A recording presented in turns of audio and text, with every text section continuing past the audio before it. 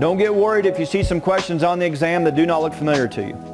Folks, there will absolutely be questions on the test that we did not cover. The idea is knowing how to use these books, knowing how to do the calculations. We've covered a majority of what we expect you to see, and you're going to have plenty of time to go look up the stuff either we didn't cover or that you don't remember, okay? So don't panic if you see some questions that we didn't cover in class.